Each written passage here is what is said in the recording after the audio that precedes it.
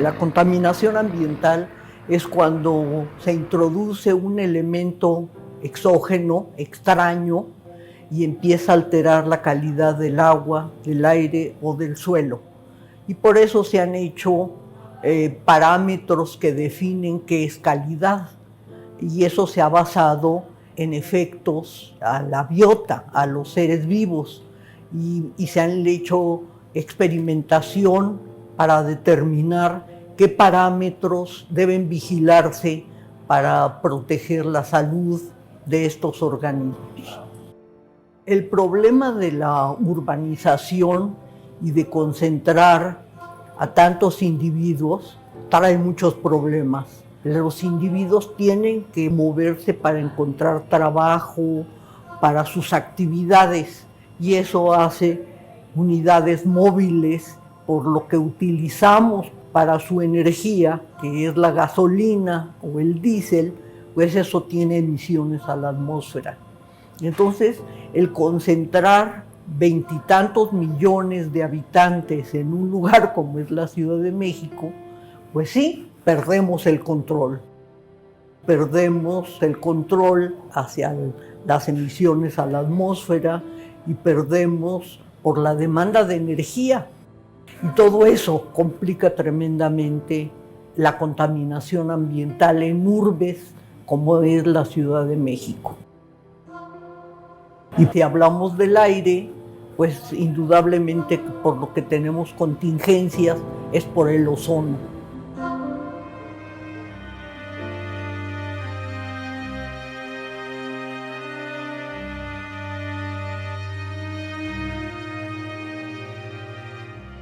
Dentro de todos los problemas que tenemos, sobre todo en México, es que por lo menos la red de monitoreo de la Ciudad de México es una de las mejores que hay en Latinoamérica. Hay que reconocerlo, ¿no? Tenemos más de 30 estaciones que están midiendo en tiempo real y además ellos nos proveen información en tiempo casi real. Uno puede entrar a la página de la Secretaría de Medio Ambiente y consultar cómo están los valores, tanto en valor numérico, si uno está interesado en eso, como en un equivalente a un índice. Porque hay que reconocer también, no nada más es ozono el principal problema. Tenemos otros como el dióxido de nitrógeno, tenemos dióxido de azufre, tenemos partículas respirables y partículas finas, tenemos monóxido de carbono, y todos ellos se tienen que estar vigilando en tiempo real. Hay un valor numérico, hay un índice para cada uno de ellos, hay un tiempo de exposición para cada uno de ellos, y lo que se hace es vigilar el que tenga el valor más alto. Ha habido eventos en que no nada más es un contaminante, ¿no? Ha habido eventos en que tenemos 2 o 3 que están por arriba de su norma. Tal vez si tuviéramos otras condiciones que permitieran la dispersión de los contaminantes, tal vez no tuviéramos tantos problemas. Pero debido a que la ciudad se encuentra en esta ollita, que es un valle, entonces se genera mucho el ozono y además somos muchos que generamos pues muchos precursores, entre ellos óxido de nitrógeno e hidrocarburos. Actualmente el que más nos concierne, el que más problemas nos da, es el ozono troposférico. Es el ozono que está a nivel superficie, que es el que respiramos todos los días, que tiene la diferencia con el ozono estratosférico, que es ozono bueno, porque ese nos protege de la radiación ultravioleta, es que el ozono que está en superficie, ese sí es muy dañino. El ozono es un compuesto químico oxidante muy fuerte, que todo lo que toca lo va a quemar, es así rápidamente podemos decirlo, obviamente que a un nivel mucho más bajo, ¿no?, del que esperaríamos en una exposición aguda. El ozono es como de efecto inmediato, ¿no? Las concentraciones altas de ozono siempre las tenemos entre 1 y 5 o 6 de la tarde, con picos a las 2, 3 de la tarde. Y entonces cuando la concentración del ozono es por arriba del límite, inmediatamente la gente, sobre todo la sensible, siente el efecto, siente irritación en los ojos, le llora. Por ejemplo, hay gente que hasta le pica o le sangra la nariz. La garganta también se irrita mucho, ese efecto inmediato. En el entorno, digamos, el ozono es muy oxidante. Entonces, por ejemplo, puede tener problemas de corrosión, ¿no? Te ayuda a que se oxide todo más rápido. De hecho, tú abres una fruta, se oxida, ¿no? O sea, la manzana se va a poner cafecita, pues es un proceso de oxidación. Y lo mismo pasa con nuestra piel y lo mismo pasa con las plantas, ¿no? Hay estudios aquí mismo en el instituto que han demostrado que viento abajo del valle, el ozono tiene problemas, afecta a los cultivos, bajando su rendimiento, su producción. Y esto es por el efecto de oxidante que tiene, que el ozono las afecta. El primer nivel que nos avisa que la calidad del aire no es buena es cuando se rebasa la norma establecida para el periodo en cuestión, el periodo de exposición más cortito, que es 1 hora. Una vez que se rebasa, ¿qué sucede? Que las autoridades encargadas, en este caso la Secretaría de Medio Ambiente, vigila con mayor detalle cómo va evolucionando este nivel de concentración. Pero resulta que no todos los contaminantes se comportan igual. El ozono depende de reacciones químicas entre óxidos de nitrógeno y compuestos orgánicos volátiles, y entonces aquí viene el problema. No es lo mismo controlar, por decir, dióxido de azufre, que sabemos que su fuente es combustión directa, a controlar un contaminante que se forma en la atmósfera. O sea, ya que están emitidos todos, ¿cómo se van a controlar? Porque hay muchos contaminantes, o varios de los contaminantes que son primarios, como puede ser el dióxido de azufre, los óxidos de nitrógeno, el monóxido de carbono, el plomo incluso, se han logrado bajar de manera significativa, yo diría que hasta en un 90%.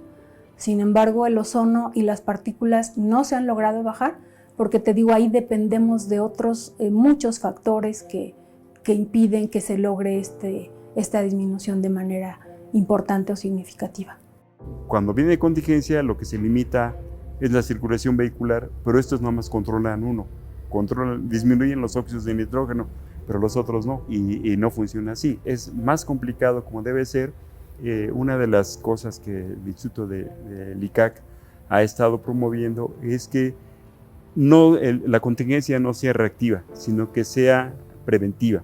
Es decir, que todas las herramientas científicas que tenemos sean tales que nos permita anticipar a que ocurre el evento. Conforme fue evolucionando esto, las autoridades se dieron cuenta que tenían que involucrar la parte meteorológica. ¿Por qué razón?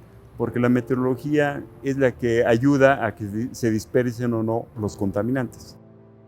O sea, tú, por ejemplo, en alguna zona puedes tener microclimas y entonces con eso evitas que la temperatura se vaya muy alto y por lo tanto disminuir la posibilidad de que haya altas concentraciones de ozono. Entonces, en ese sentido, creo que está bien planteado que de manera simultánea se hagan las dos cosas para que ahora sí podamos decir, esto no se debe a los precursores, o sea, no me va a servir de nada que tú me pongas una contingencia ambiental y que evites que nos movamos en el auto, si el problema es meteorológico. O sea, por más que tú le hagas con los precursores, si no tienes una meteorología favorable o desfavorable, no va a ocurrir nada. El crecimiento de la mancha urbana, el tener mayor urbanización, edificios, lo que te hace es tener mayores temperaturas. Te inhibe, o más bien la rugosidad en esas edificaciones, te modifica los vientos, te crea vientos más débiles. También de acuerdo a investigaciones que he desarrollado, pues también modifica la altura de la capa de mezcla. Estos sistemas que llamamos de circulación anticiclónica, digamos que las masas de aire giran en el sentido de las manecillas de reloj, particularmente en la troposfera media, que significa más o menos a unos 5 o 7 kilómetros. Y además de girar en el sentido de las manecillas del reloj, la parte central se caracteriza por tener vientos muy débiles y movimientos verticales hacia abajo, desde las alturas medias o relativamente altas, hacia la superficie. Y esto inhibe la ventilación vertical, o sea, los movimientos verticales que se llevan los contaminantes, que llamamos movimientos convectivos, porque las masas de aire se calientan en los niveles bajos y entonces empiezan a ascender, y entonces con ellos se llevan los contaminantes y se van dispersando. Y cuando estos sistemas están centrados, entre comillas, sobre el Valle de México, pues también los vientos horizontales son mucho más débiles. Esas propuestas de escenarios de modificar el albedo y la cobertura vegetal sobre la mancha urbana, tienen que estar justificadas, ¿no? En el sentido de que sean viables en las condiciones en las que se encuentra pues la ciudad, porque pues podemos crear diferentes escenarios y decir pues ponemos aquí todo de azoteas verdes, pero igual y ahí no hay convergencia de vientos que pudiera estar modificando estas dispersiones. Entonces es por eso que se tiene que analizar, crear experimentos justificados en donde podríamos estar creando ese tipo de cambios de vegetación o de albedo. Pero como no lo podemos hacer en otros lados, también lo vamos a hacer con modelos numéricos. Y en los modelos numéricos nosotros le asociamos estas propiedades al suelo dependiendo de su cobertura, de su uso y de sus características. Y lo vamos a hacer a través del análisis de simulaciones que hemos hecho a lo largo de muchos años para pronosticar las condiciones meteorológicas en México y en particular en el centro de México. Pero bueno, ahora vamos a ver qué podemos lograr interviniendo la ciudad en términos de qué pasaría si aumentamos los camellones verdes, qué pasaría si cambiamos el color de los impermeabilizantes de las azoteas, etcétera, qué tanto podríamos ganar en reducir la temperatura y en mitigar los picos de ozono. Bueno, nuestra participación va a consistir en elucidar, o sea, en encontrar especies orgánicas volátiles, compuestos orgánicos volátiles emitidos por los productos de limpieza y de aseo personal y también de mantenimiento, que potencialmente sean precursores significativos del ozono. Bueno, la idea es que se reformulen estos productos para minimizar o evitar su emisión de estos compuestos a la atmósfera y así al menos no llegar a los niveles de contingencia, de ozono para declarar contingencia. Dentro del proyecto de SECTEI y en este proyecto de ozono específicamente, nosotros estamos colaborando junto con el grupo del doctor Ricardo Torres. Vamos a medir nosotros justamente la concentración de compuestos orgánicos volátiles, vamos a hacer toda la especiación de compuestos orgánicos volátiles y a partir de ellos cuantificar cuáles son los, bueno, ya se conoce cuáles son los precursores, pero en la Ciudad de México cuáles estarían en mayor concentración. A la par vamos a medir también los óxidos de nitrógeno y vamos a ir viendo cómo se va formando el día a día ozono y a partir de eso también con la información de la especiación de los compuestos orgánicos volátiles se puede hacer una modelación para a partir de ello, que esa es mi especialidad, a partir de conocer las concentraciones de compuestos orgánicos volátiles, tú puedes identificar cuáles son justamente esas fuentes que están emitiendo esos compuestos y por lo tanto puedes apoyar a las autoridades para que ellos digan, bueno, en México lo que tenemos que hacer es otra vez tener un control en los vehículos o tener un control en las gasolinerías. Por ejemplo, otro punto que aunque las emisiones de gas LP no son tan reactivas, pero todo el mundo utilizamos el gas LP y no todos tienen tanques estacionarios. Entonces todo este movimiento de cilindros y que eran cilindros muy viejos, hay fugas en los cilindros, entonces desde el transporte, la distribución, el manejo, muchas veces en casa también hay fugas y entonces digo, ir sumando poquito a poquito, todo eso pues va a generar una mayor concentración de compuestos orgánicos volátiles y que entonces junto con los óxidos de nitrógeno vamos a estar generando más ozono. El estar pintándonos las uñas, cuando pintan los autos en las calles, eso se debería de controlar, eso se debería de hacer en cámaras selladas. En la cocción de alimentos, o sea, tú cuando estás en la calle y que están haciendo hamburguesas y que pollos y todo el mundo pues nos gusta y vamos y compramos, pero no nos damos cuenta de la cantidad tanto de partículas que se están generando ahí y de compuestos orgánicos volátiles, independientemente de qué combustible uses, ya sea leña, gas, electricidad, lo que sea, a la hora de que tú haces la cocción de alimentos, se va a disparar una emisión de compuestos orgánicos volátiles. Entonces somos tantos habitantes que ya sumado todo eso, pues claro que te va a afectar. Todas las artes gráficas, todos los que son imprentas y que utilizan disolventes para limpiar, los mecánicos que utilizan también gasolina o petróleo, lo que sea, para limpiar todo el motor y eso, pues lo hacen al aire libre y todas esas emisiones se van a la atmósfera. Entonces, va a ser complicado tratar de dar una respuesta rápida, pero al menos se va a tratar de identificar cuál es la mayor problemática y vamos a poder diferenciar, ¿son los precursores o son los parámetros meteorológicos? Cuando tenemos los contaminantes, los reactivos químicos apropiados, un aumento en la temperatura va a favorecer que ocurran esas reacciones, ¿sí? Así como tal. Pero necesitamos tener el caldo de cultivo, los reactivos precisos para que ocurran las reacciones, porque pues podemos dar el ejemplo, ¿no? En Mexicali tú tienes 40 grados en verano y sin embargo no tienen el problema de ozono que tenemos aquí en la Ciudad de México. ¿Por qué? Pues porque no tienen la cantidad de precursores que tenemos aquí. En varias investigaciones se ha analizado, estudiado estas concentraciones en diferentes regiones y se ha dejado un poco de lado las condiciones meteorológicas que podrían favorecer o inhibir estas concentraciones. Particularmente en esta investigación se le hace un énfasis a estas condiciones meteorológicas que podían estar favoreciendo las concentraciones en el Valle de México. Y particularmente se podría pensar que a partir de, por ejemplo, la climatología de temperatura, estamos viendo dónde se están dando esos puntos de calor más sobre la Ciudad de México. Entonces ahí podríamos estar también considerando esa climatología para determinar dónde poner hacer esas azoteas verdes o cambio de albedo y bueno, analizarlo, ¿no?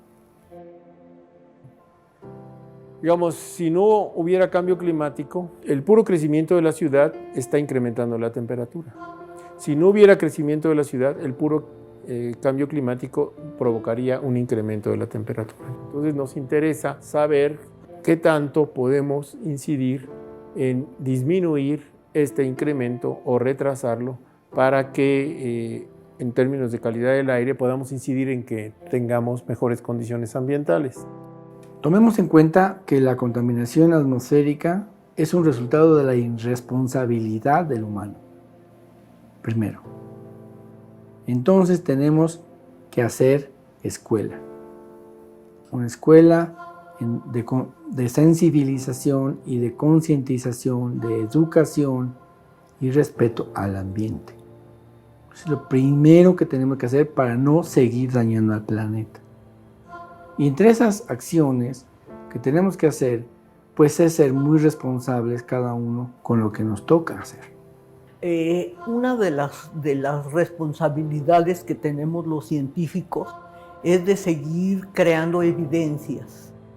Antes las normas las copiábamos y ahora hacemos evaluación de riesgo y damos evidencias de lo que le está pasando a los mexicanos, no de lo que le está pasando a los suecos o a los americanos, sino qué le pasa a la población y esa susceptibilidad o vulnerabilidad. Y entonces estamos creando bases de datos en donde damos evidencias para hacer un estudio de evaluación de riesgo impecable, en donde el tomador de decisión no tenga otra opción más que tomar medidas.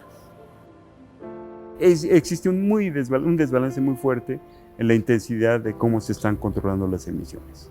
Y mientras no haya esa unificación para que todos al mismo tiempo jalen y tengan la misma magnitud de impacto, pues vamos a estar en desbalance para poder hacer el control. Son soluciones que van sumando de a poquito. Ya no tenemos las grandes soluciones.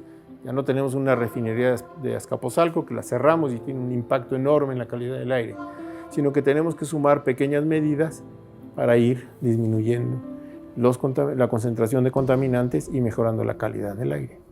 Entonces creo que todos, al contribuir con un granito de arena, como digo, poquito a poco vamos a poder resolver esta problemática, ¿no? Pues, obviamente te mantiene saludable a ti, mantiene al ecosistema, mantiene al planeta saludable, ¿no? La ciencia es adicción y nunca sentimos que terminamos con nuestro compromiso, sino que siempre tenemos algo que nos motiva a seguir adelante.